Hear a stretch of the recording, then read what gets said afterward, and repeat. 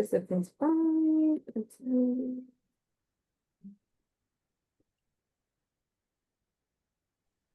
There you go. Okay, perfect. I see you. Good Go ahead. afternoon, uh, Sabrina. Hi, everyone. Hey, Yeah, I don't see the video of myself. So am I using the wrong link? no, you on the, oh, I'm sorry, go ahead. Yeah.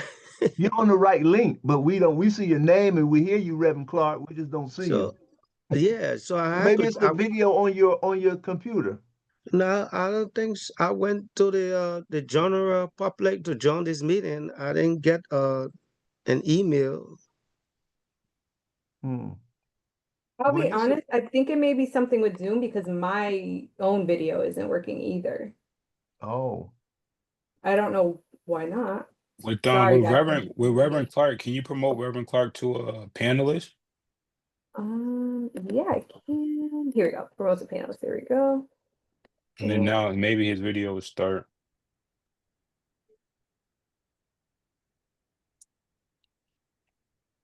Question.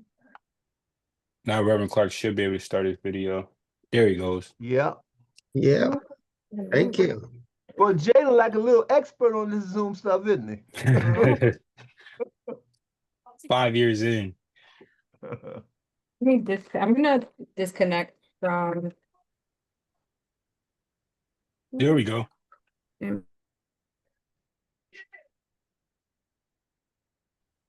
It's working, Sabrina.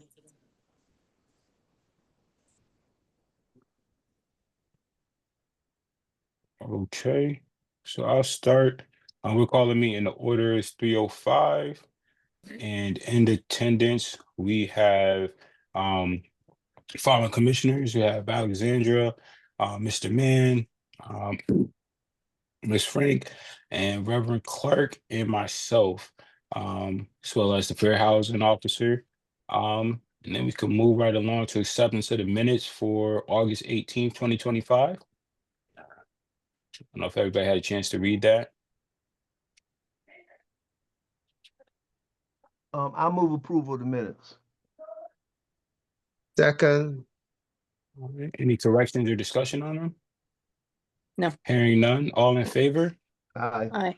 Aye. Any opposed?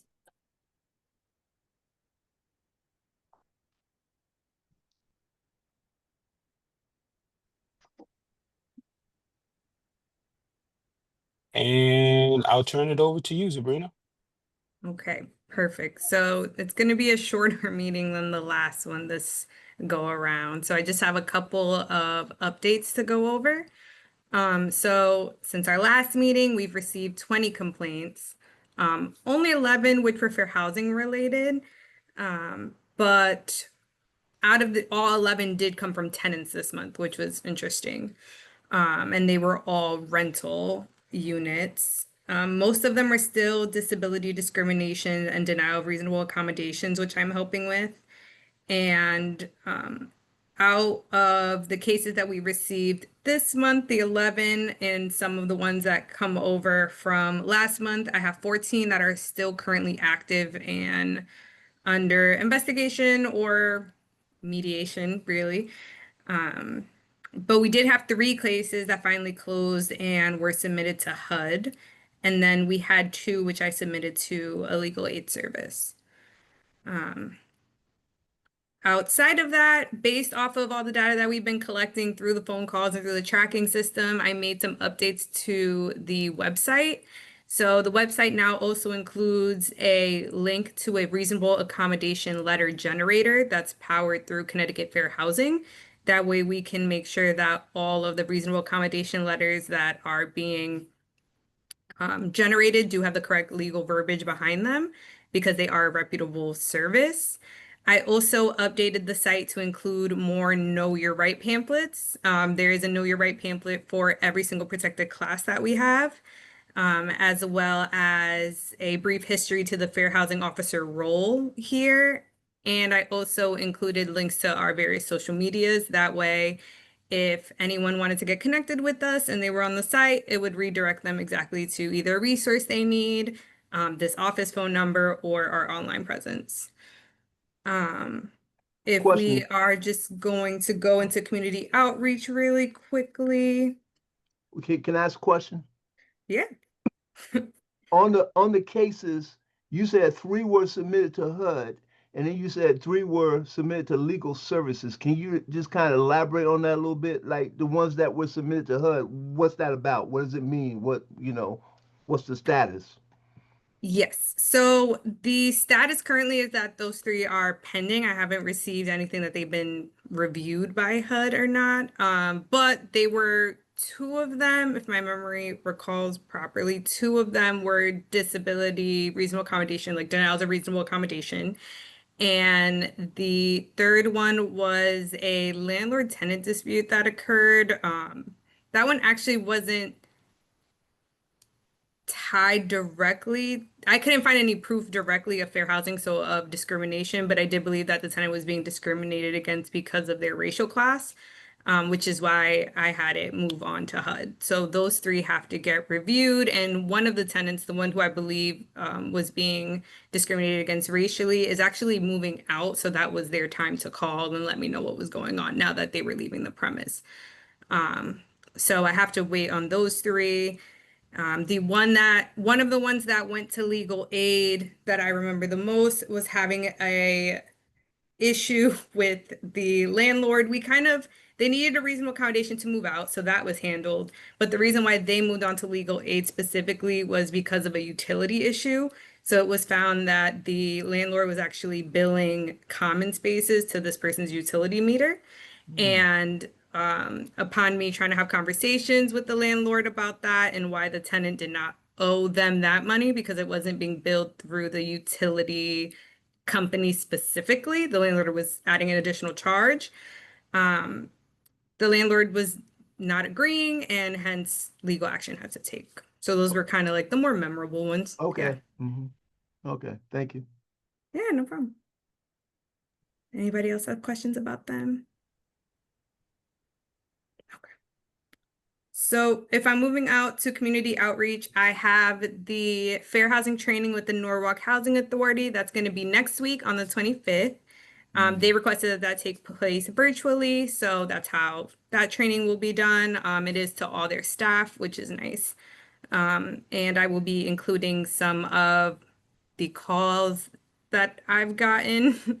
Either, I'm going to change some things up so that they can't tell which tenant it is specifically, but just so that they can see how we can work through things here in Norwalk specifically so it doesn't seem so abstract to them. For social media, in the last 30 days since we met, we've reached more than 1,200 accounts. And our top post of the month actually focused on encouraging voter participation in the local primary election, which I thought was really cool because it was very local and I saw the impact of that. So it was spotlighting affordable housing and how local elections really affect affordability, which seemed to be the biggest topic that I was getting feedback on. And our LinkedIn page was actually visited 41 times, which means that people are using it as a resource to get to our website and other resources. So that also pushed the update of the website. Lastly, I wanted to share something that happened last week. So I did receive a phone call to this office last week. It was later on in the day. The phone call did have some racially charged remarks and did state a disapproval to our mission. There were no threats, there were no slurs. I didn't feel unsafe at all, but it did remind me that this is an advocacy position, and it did kind of just empower me to make it even louder and stronger and more out there. But just a reminder that not everybody is approving of this space. Yeah, right, exactly. Yeah. So I think that kind of encapsulates the last month in this office. We're doing really good work. We're getting out there, but things are still not fully changed. But just a reminder. So that's where my recap ends for this month. Do you guys have any questions or? Is that the incident that occurred, said last week? Is Yes. is that the first of its kind for the office? Yeah, actually, that I experienced in this office, it was the first that I've experienced. Yes. I don't think it's the first to the office in particular. From what I hear, things have happened in the past as well. But it's the first time that I personally experienced it and was able to document it. Because Sister Brenda Penn Williams, is she on? Or she's not? No, she's not on. I will suggest that you share that with our NAACP president. Yeah, I will. I can write I could write an email or even give a phone call. Yeah, Yeah, and for sure. yeah, you do that. I was gonna tell her, but you can do that as well. You should do that.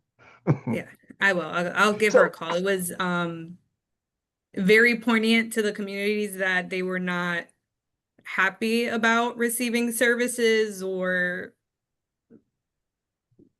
what they viewed as help from this specific office. But it was a quick call and people have freedom of speech and I, can't educate the world. So if somebody has a strong opinion, they just feel like they must share. I'm so, here. so they spoke to you directly as opposed to leaving a voicemail. Oh, they spoke to me directly. It Oh, was okay. 3:30. I was on my way out and I was like, Oh, yeah, it was 3:30. And it actually wasn't a quick call, to be fair. They were on the phone for about 20 minutes because when I got off, I was like, That's a long call. it was a bit of a rant. It was a bit of a rant. I did clock out at a certain point because I was like, oh, okay, I'm understanding what's going on here. This person just wanted to talk, so I let them go. Yeah. I politely let them know I disagreed and that if I could ever help them, feel free to give me a call. And I did leave a little early just after that. yeah. Okay. I think Yeah, I thank you think for too, that. like it's important for us to realize this work, this work is gonna be kind of challenging at this time, just because with everything going on nationally, Oh yeah, it seems like everything is so divisive. And even that's at the right. parade, it was a jovial experience, the Black Heritage Parade this Saturday. But we saw online and different comments that are made, there's a lot of negativity. So Yep. I think that at some point we gotta be a little thick skinned in it, but we not let the stuff slide. And that's where we could get the NAACP and other people involved, because their stuff shouldn't be tolerated. But at these times, it's unfortunately to be expected, just because everything is so divisive right now. Yeah. You're correct. You're correct, Jaden. That's right. Yeah, no, there was an expression of like extremist views for sure on the phone call. Or at least what I perceive to be extremist views on the phone call. And besides that, it just felt like something that the person didn't seem well. So when I got the call, like I kind of just could perceive that, you know what, this person just has these views, has these conspiracies that they wanted to share, and somehow they got the number to this office. So once again, putting the office in the forefront, you're gonna get a lot of calls of people who need help, but you just got to weed these out as well. And just like understanding who we can and cannot educate at the same time. I don't think everybody wants to know Right. what's going on really. So I don't want to seem like I'm brushing it under the rug, but it happens. I didn't, like I said, there were no slurs, there were no threats. I didn't feel unsafe. I left here just fine. But I just wanted it to be kind of documented to the committee so you guys know that this does happen and we can kind of start tracking, or I will start tracking on my end for sure if there is an uptick, which I do believe will occur. But right now that's just a theory. So we'll Okay. see. Okay, thank you. No problem. This was on just the regular office phone. Yeah. Yeah. I'm sorry you had to deal with that. That's terrible. It's part of the job, honestly. Oh, but it's I'm terrible. it does suck, but to be fair, it's like I feel like anybody in this position should go through training and understand how, Yeah. Things happen and kind of be able to differentiate a true threat versus a call, and also just kind of Right. be able to Right. you have to take this in a certain sense. Not take it, like you obviously fight against it, and that's by Mhm. just continuing working. Yeah. But it's sort of, I don't want to say I signed up for it, but it's sort of part of the role. So Mm. just wanted to throw it out there as like, the fight's it's going. So Yeah. Okay, well, yeah. it seems like you got the right attitude towards it. So good. Good Thanks, for guys. you. Just wanted to make everybody aware of what was going on. Mm, Yeah. Can you Thank you. hear me, Sabrina? I could hear you now, yes. Yeah, were you threatened? No, no. There were no threats. I did not feel unsafe. There were no slurs said. It was just a couple of racially charged comments and generalizations that were made throughout Okay. throughout the conversation. Yeah, nothing I felt like I had to if nothing I felt like I had to get anyone else involved. If I Mm. felt unsafe or if I felt threats, there would have been more of an immediate call of attention to that. But nothing of that nature was done. Yeah. And have you heard from them again or him again? No, I have not. I did notate the number. It is actually saved on the phone just in case, but I have not heard from them again. No. okay. I think they were on the phone for 20 minutes, so hopefully they got it all out. Yeah, Hopefully you- they got it all out their system. Yeah. Ooh. Mm. Okay. But Have that's all any- I have for today. Do we have any update on the video series or any of those? Like I don't have any immediate updates. I kind of was thinking about putting it together for the Fair Housing Month. I feel like the commission helped me in the beginning understand that this was going to be a busy role. I didn't think I understood just how busy it was going to get. So I've kind of changed my gears to just planning the overall fair housing event at the top of next year, which I think would be nice to be big. So I've been just trying to hanker down on that more than not. I am not giving up on the movie idea because there's actually different angles of different movies that I think would be nice. I don't know if you guys have ever heard of a film called not Burning in Paris. It's escaping me right now, but it's a film that has to do with the transgender community specifically and how they created community and housing within themselves back in the 90s, I believe it is, and a part of like their ballroom culture.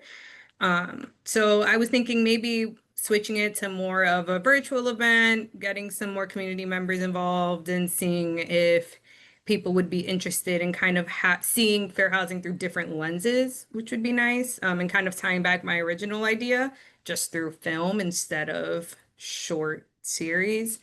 So I've been toying around with that a bit, but Do you have I a haven't date? Do you have a solidified date anything. for that yet? For this, no, because this is just an idea. I've switched my concrete planning to the Fair Housing Month for next year. Just when I get to plan in between the investigations and in between the cases. Yeah, and that's where Duke like conversations with Zarina like throughout the month. Like Zarina has been really busy, either handling complaints or just doing the work. So I know that we talked about like doing the monthly events, but Yeah. I think she has her mind in the right place at like really doing the work at hand. So I just wanted her to really kind of highlight that. So it's not like she dropped the ball because she really is has her hands full with things going Yeah. on. And then also just keeping people up to date on like what discrimination is, different forms of discrimination, whether it's with immigration status or Section 8 status, a lot of different things. So I just want you to highlight that in your report. Yeah, no, thank you. And I do appreciate that. And maybe just to walk you through what sometimes an investigation or a case can look like, just so you guys can kind of see a little bit more of the process as well. A lot of the times it either starts as a phone call or email, and a person will let me know what's going on. I'm taking mental notes and physical notes of buzzwords and things that I want to further look into, but immediately I don't tell the person what I think is an issue because I want them to provide me all paperwork unbiasedly. I have them email me. Some people actually have dropped off some things, not very often, but usually an email of a lease, emails, text messages, anything that relates to their specific case, sometimes utility bills. So it could be a packet of information I get. That packet of information, I read every word of every lease, every single time, of every email exchange, every text exchange they have, every photo they sent.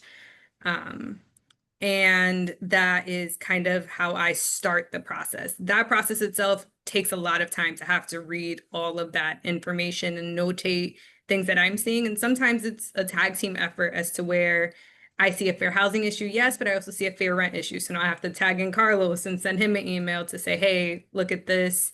How do we tackle this together? So I'm doing all of that for currently 20 cases. So it takes a lot of my time currently to go through all of that. I will say it seems so far, I've noticed in the last week, a trend down of phone calls, really. Not enough that it's freeing up a lot of time, but I think enough that the reasonable accommodation generator is really helping free up some of that time. People really starting to learn the difference between me and Carlos has really been helping. And it's also the start of school for a lot of families. So I think a lot of people are really focused on that, would be my assumption. So hopefully, or well, not hopefully, but I think in the next couple of weeks, I'm gonna see an uptick again in people starting to prioritize what's going on in their personal life versus back to school. Agreed. Yeah. So hopefully that helps kind of understand a little bit of what time is looking like, or, you know, how I start to look at a case. And then depending on where it goes, it could take more steps or less. Sometimes that's where it ends. Yeah, anybody have any other questions, comments, or concerns? So yeah, this is what we're almost 6 months in, from Sabrina joining us, and just I've been able to work with her closely. She's been doing a great job, at least to my standards, and I hope you guys should see the work and the energy she's been bringing in. I just wanted to kind of highlight that because this is somebody that's new to the position, but I think she's been kind of taking the ball and running with it. So if there's nothing else, no other comments, I'll take that last motion. I'll move we adjourn. I second. All right, all in favor? Aye. Aye. All right, that passes. You guys have a good afternoon. All and right, we'll see you thank you, guys next Sabrina. month. Bye, guys. Thanks, Thank Carl. you. See you guys Bye. next month. Bye.